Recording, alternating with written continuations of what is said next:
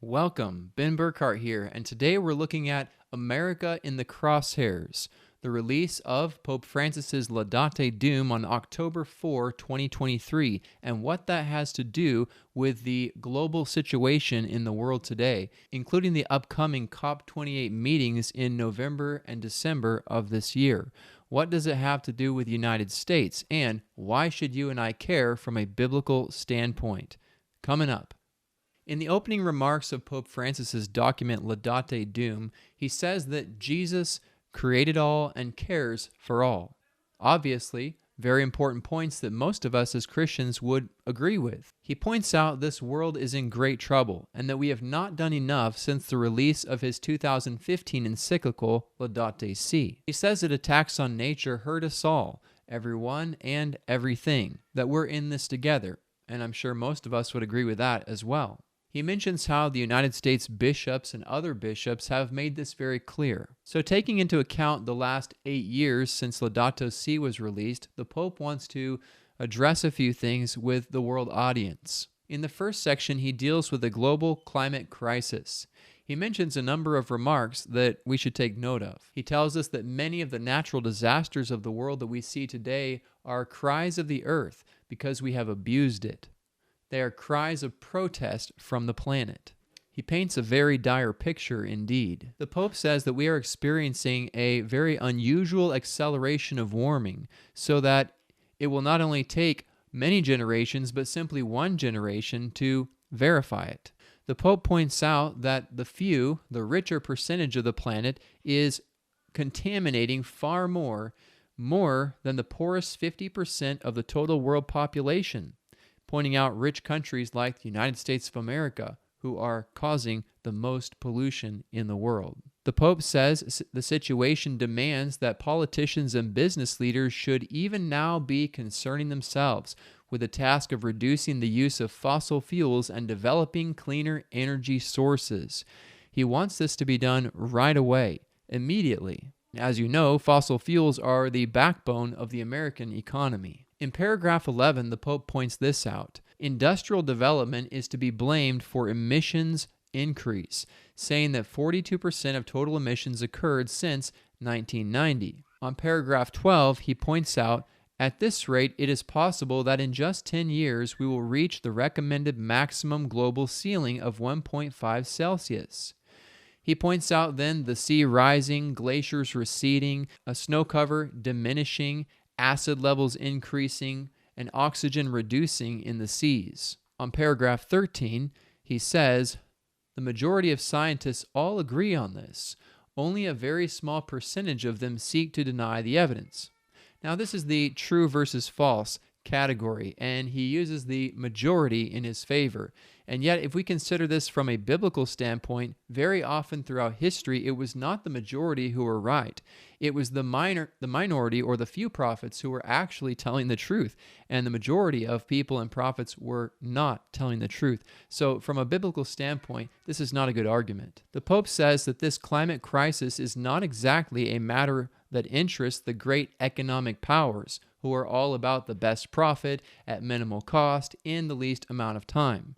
These, of course, are great economic principles, and yes, you do have to temper them by love for your fellow mankind. And yet, in this statement, the Pope is really pointing out the United States of America, who is very, very successful as an industrial nation, the leader of the free world. On paragraph 16, he points out, we barely have time to prevent even more tragic damage. On paragraph 19, he says, what happens in one part of the world has repercussions on the entire planet. COVID showed us this. The Pope says everything is connected and no one is saved alone. In the second part of his document, he points out a growing technocratic paradigm. On paragraph 23, the Pope says it is extremely risky for a small part of humanity to have all this power, mentioning the power that, of course, the United States has as a world leader. He mentions especially those few who have an impressive dominance over the whole of humanity and the entire world, those who have been given the knowledge and economic resources to use them. On paragraph 24, he mentions those who drop atomic bombs and annihilate ethnic groups as being blinded at our progress to the horror of consequences, yet we lack wherewithal to control it, he says.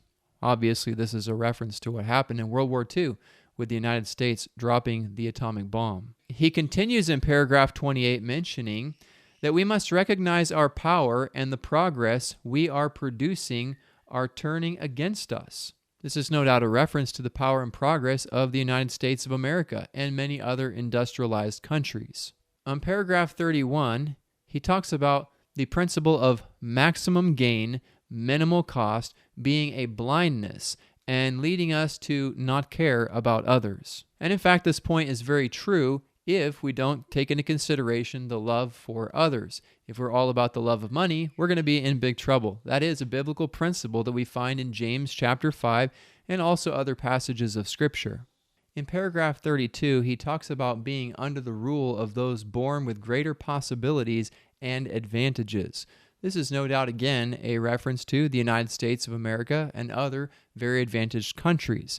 He says that all the poorer peoples and nations are under the rule of these countries. In this statement, he again takes a hit against the United States and other industrialized countries. At this point, we should also note that the United States stands with many great blessings because they have followed the Protestant principles which are found in the Bible. One of those principles is found in Proverbs chapter 14, verse 34. It says, "Righteousness exalts a nation, but sin is a reproach to any people." It should be noted that in many of the Catholic countries around the world, poverty is pretty much the norm. And in those more industrialized and Protestant countries, we see that wealth is much more prominent. Part of the reason behind this is that the Bible says sin is a reproach to any people, and it's commonly known that in the Catholic system, sin is embraced through the confessional system. Sin is not eradicated. In the Protestant message or gospel, people are encouraged to overcome sin and turn from evil. The more sin is allowed to run rampant, the more troubles your country is going to have. We can see this, for example, in how people have tried to help out poor countries like Kenya for years and years and years, and yet we see that they are still suffering because there's so much political corruption that even if we give money to help them build their country, they don't actually take it and give it to the people. The leaders spend it all on themselves. So corruption is a great problem to the advancement of any nation. Sin is a great problem here. If we follow the biblical principles, we can be on track for actually having a country and society that are far better off than otherwise you would have, like in many of the Catholic countries. In part 3 of his document, Laudate Deum, the Pope writes about the weakness of international politics. And in paragraph 36, under this section, he writes the following: "It continues to be regrettable that global crises are being squandered when they could be the occasions to bring about beneficial changes. This is what happened in the 2007 through 2008 financial crisis and again in the COVID-19 crisis. For the actual strategies developed worldwide in the wake of those crises fostered greater individualism, less integration, and increased freedom for the truly powerful who always finds a way to escape unscathed." This is no doubt speaking about countries like the United States of America, who seem to pull through this crisis and do well. Of course, we also had a lot of technology available here in USA to help us through this crisis. So the Pope is basically hitting against America and saying that we have increased freedom for the truly powerful. He's telling us that the global crises of COVID-19 and also the 2007 and 8 financial crisis were actually wasted crises because he says we did not capitalize upon them enough to bring about more thorough, more deep, and more complete changes to our societies. He tells us then in paragraph 38 that we need to have people from below who will establish systems to benefit everyone, suggesting more grassroots movements to help change the face of government as we know it today. In part 4 of the document, he addresses climate conferences, progress, and failures. On paragraph 52, the Pope says that things are not in order, that progress was not made well at many of the COP or COP meetings. Now, the COP meetings happen every single year for the last 28 years. This year, 2023, will be the 28th year otherwise known as COP28. Last year was COP27, and so forth. This stands for Conference of the Parties, and it is where the global leaders of the world meet together to try to solve the climate issues that the world is facing. They especially hope to enact change throughout the governments of the world. And this is what the Pope is really pushing for in this particular document. The reason the Pope says many of these meetings have failed is because some countries place their national interests above the global common good. Then he says those who will have to suffer because of this will not forget the failure of such nations. So in this particular paragraph, Pope Francis is hitting against America, who decided to withdraw for some time. And for any countries who want to withdraw from this, he is taking a hit against them, saying that they will be held accountable by poorer countries in the world. In section 5 of his document Laudate Deum, Pope Francis goes into some of the things we can perhaps expect to see from COP28 in Dubai, which will happen between November and December of this year, 2023. He actually lays out a roadmap for some things that need to happen at that particular event, lest the event itself should be a waste of time for everyone who is attending. And we're going to see very soon some of the very striking remarks that are made against America. As a matter of fact, we're going to see them in the very last segments of this document, but everything is building up towards that. So keep watching. On paragraph 55, he says, "The abandonment of fossil fuels is not progressing at the necessary speed." This, of course, is a hit against America's infrastructure, the very backbone of our infrastructure, because all of our transportation and business happens mostly through the use of fossil fuels. Because some countries like America are not moving as fast as the Pope and others would want them to, he says that their efforts are risking being seen as a ploy to distract attention. In other words, that America and other countries are just putting up a smokescreen and not really doing much to change the amount of emissions that they are releasing into the atmosphere and the environment. He wants the USA to take radical and quick changes that would absolutely break our way of life, that would absolutely break the entire infrastructure of our country. These kinds of radical changes would absolutely cripple our economy, our system, and our entire way of life. And yet, this is exactly what Pope Francis is pushing for the hardest in this document.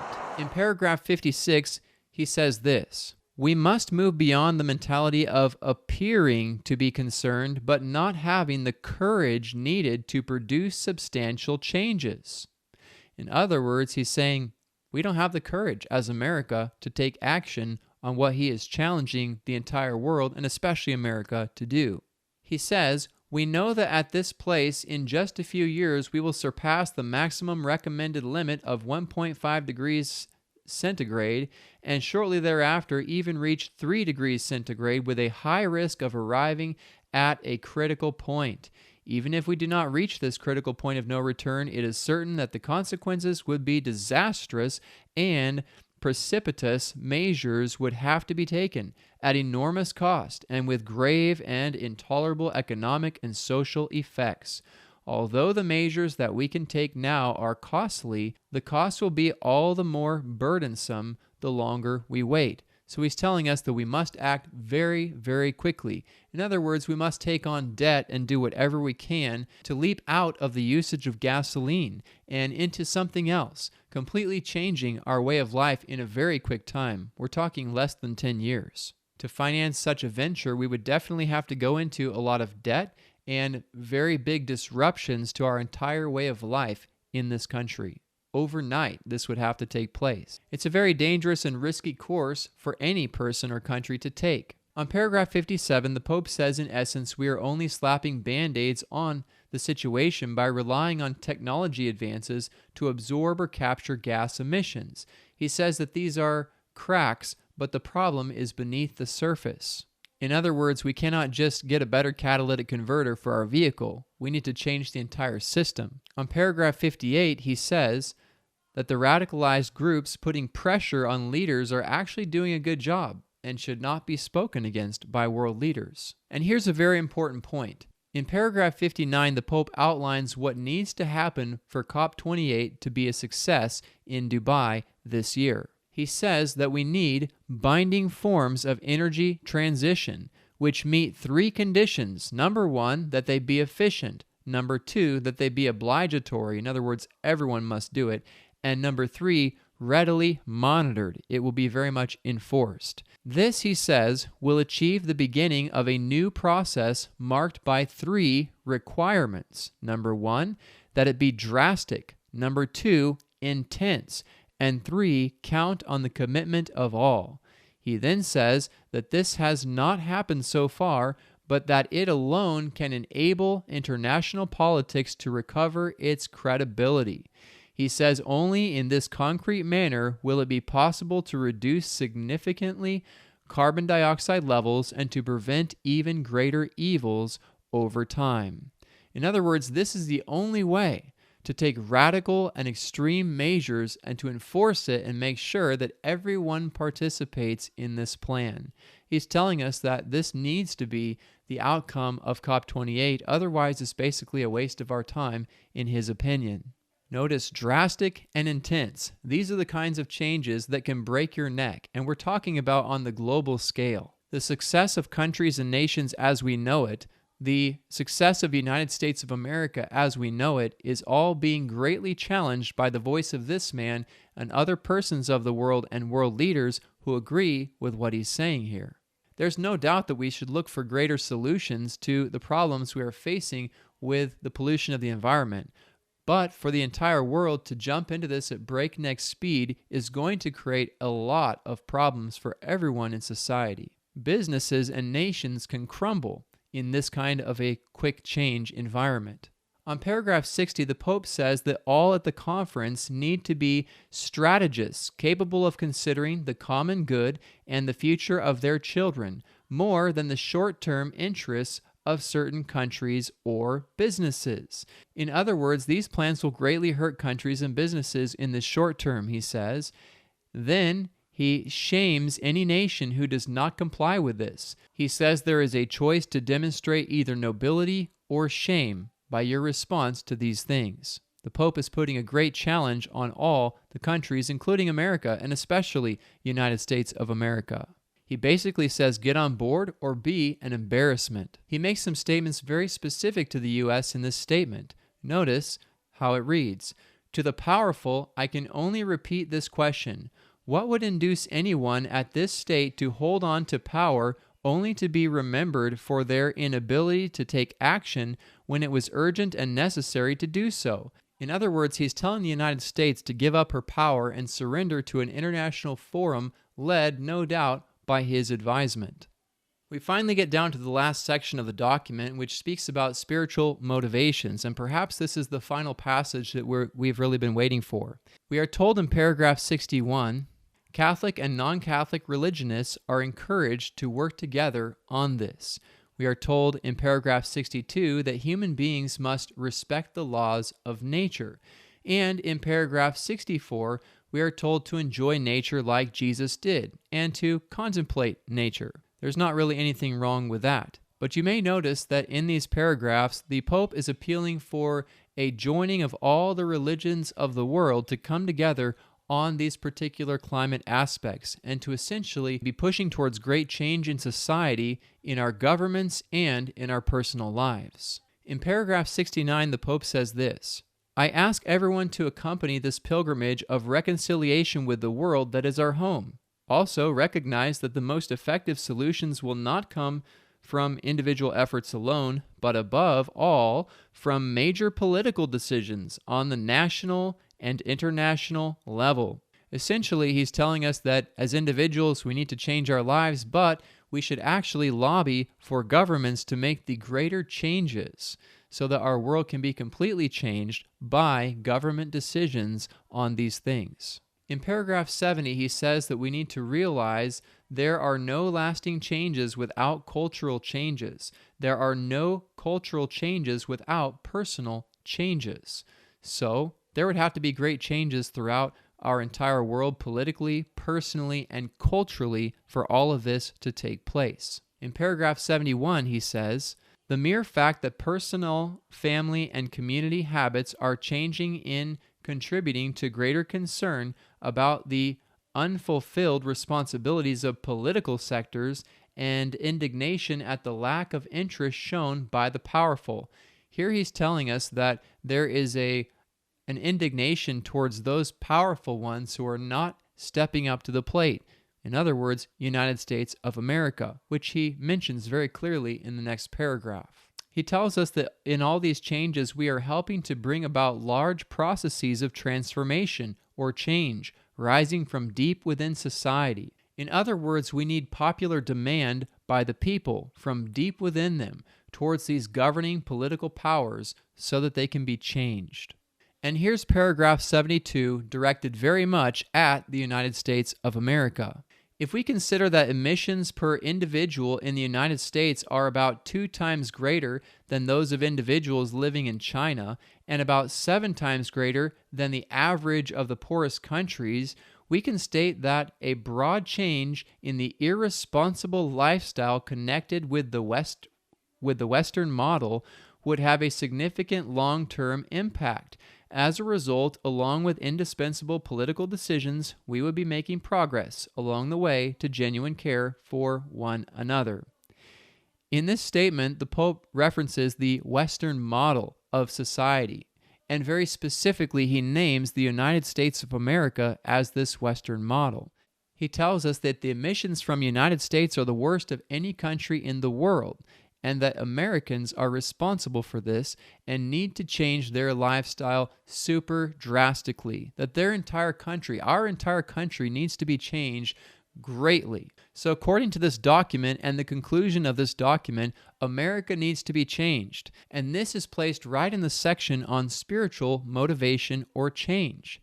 In other words, Catholics and non-Catholics alike should come and lobby America to make these great changes, because the worst of all these nations is United States of America, in the Pope's and others' opinion of this matter. This agenda was released October 4, just in time for about 30 days for the world leaders to get familiar with this document and bring these ideas to the Conference of the Parties 28, which will happen in Dubai this year. It remains to be seen what will happen. But if you notice the underlying tone of this document, America and the rich countries seem to be the big problem in this equation, and they are the ones that have to bow the knee the most and humble themselves before the world and the Pope and change their ways in repentance. This is essentially what the Pope is calling out for all of these countries, and especially United States of America, to do. He finishes the document in paragraph 73 by saying, "Praise God is the title of this letter. For when human beings claim to take God's place, they become their own worst enemies." Essentially, he's saying that America, rich countries, and rich persons seem to be taking the place of God in their power. And yet, the Pope should perhaps take some of his own medicine, because the papacy has been known throughout history to claim themselves as the vicegerent of God, to be in the place of God on earth. And all the civil powers throughout history have been told to line up and support the papacy in their mission and their agenda for world dominance. In the Pope's mind, it's no contradiction if he wants to be called God, because he believes he's in the place of God. But any human who doesn't bow down to him seems to be the problem, according to his writings. Now here's the thing, if you look at history, the Papal Church, with the help of all the nations that supported them, persecuted and killed a lot of people throughout the Middle Ages. And folks will say, well, the church has changed, they're different today. But if you look at their statements, they tell us that the church never changes. The church boasts of being infallible and saying that all that they have done in the past is actually good and right.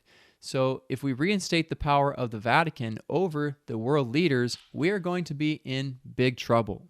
Here's a great statement you should consider. The Papal Church will never relinquish her claim to infallibility.